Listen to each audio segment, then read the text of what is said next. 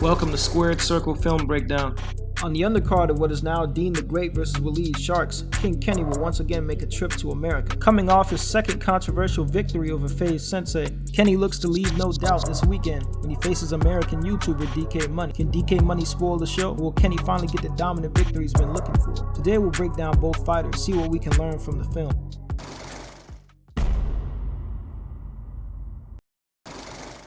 This will be the second video in a row reviewing a daily system fighter, so expect to hear similar information. Unlike his stablemate, Kenny fights out of the orthodox stance, keeping the lead hand down at the hip and the rear hand at chest level. Kenny's a long-range fighter who fights behind strong fundamentals, having naturally taken to the sport. Kenny often uses feints and probes to find range and occupy his opponent before popping a strong jab. He has a good understanding of distance management, never hanging too long in his opponent's range. When Kenny reverse shuffles out of range, he will often combine it with a long guard.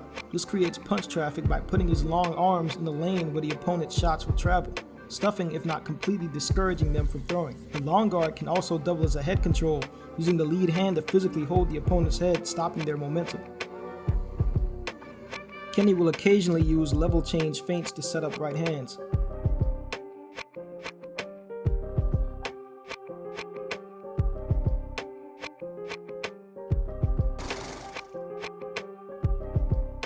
Although he's a natural, he still has a lot to learn. By far, Kenny's biggest issue is a lack of head movement. He keeps his head in the A-slot at almost all times. This is especially apparent and has gotten him in trouble when throwing punches. Kenny is constantly open to counters because his head is nearly always in the exact same place. Kenny also has a tendency of lunging and letting his rear foot trail behind his lead foot when jabbing, putting him temporarily off balance and making him need to readjust himself to find balance again. On the topic of the jab, Kenny has a tell. Before jabbing, he often dips and pulls back his lead hand. If the opponent can pick up on the tendency, it can be a bad night for Kenny. At times, Kenny will move back in straight lines. When you don't use angles when disengaging your opponent and move straight back, you're more likely to be hit by an opponent coming forward, especially if you incidentally end up backed onto the ropes. Kenny also over-relies on the reverse shuffle plus long guard to the point of becoming rather predictable.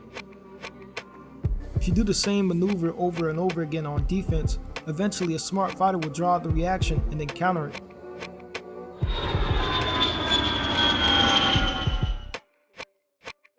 When Kenny does throw the right hand, it's often from an awkward ducking position and overly wide. The entire motion leaves him dangerously open.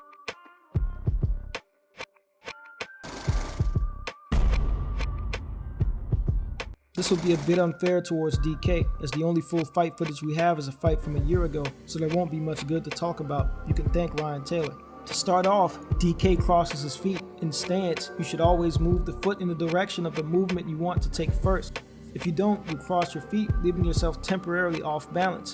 DK is front foot heavy when he throws the cross. His rear foot will trail behind him and land parallel to his lead foot, leaving him square to his opponent. Similarly to Kenny, DK's head is constantly in the A-slot. DK also is very overreactive to feints and can be drawn to fully pull back or drop his hands in anticipation of pulling back at the slightest indicator of attack. He also likes to brawl. Not much to say here. This isn't boxing. To make a long story short, DK Money respectfully is an extremely rudimentary fighter. I think unless DK can catch Kenny with a lucky shot, he has no chance.